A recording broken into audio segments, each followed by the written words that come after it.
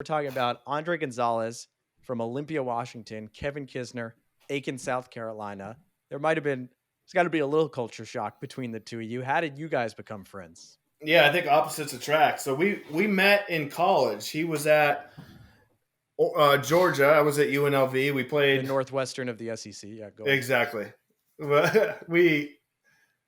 We saw each other and we played together a lot for those years. His team was number one in the country. Our team was second for a pretty big chunk of college, and so we were just around each other a bunch. We got along, and we were on the road. I end up when I was chasing Mondays one year. They had a Korn Ferry event down in a place called Kinderloo Forest in Georgia, and there was also the Athens event, and they were back-to-back weeks, and I missed one of the Monday qualifiers. And when you missed a qualifier, a lot of guys would go then to a mini tour event, whether it be Hooters Tour or Canadian Tour or Gateway Tour, whatever it may be, go back and make sure that you have a chance to make some money.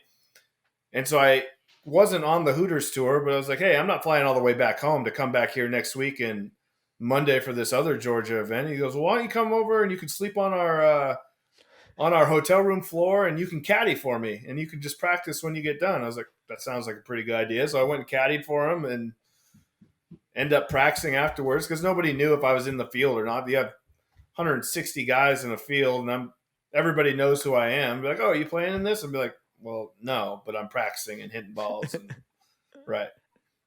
So you were the warm up for Dwayne Bach, basically, is what we're saying here. Oh no, I was out there just making fun of him the whole time because he missed the cut in that particular event. I'm like, what are we doing? What are we doing out here? And I think that's one of the great things about the friendships that you build in golf is that you can give each other grief about not playing well, and like everybody understands that it is coming from a place that we all know how hard it is. It's a little more annoying when someone gives you grief and they are just a bystander and have no idea what the process is. So Kevin's still a close friend of mine. I was working with you on PGA Tour Live, and I was down at Napa this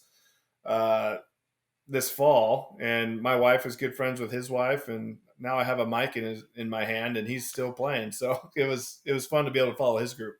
I'm imagining now him coming to Vegas, and you're like, "All right, Kevin, we're going to the MGM Grand tonight, or we're going somewhere tonight." What was your hosting other players in Vegas? What were your go-to spots? See, this sounds like we could get into some trouble.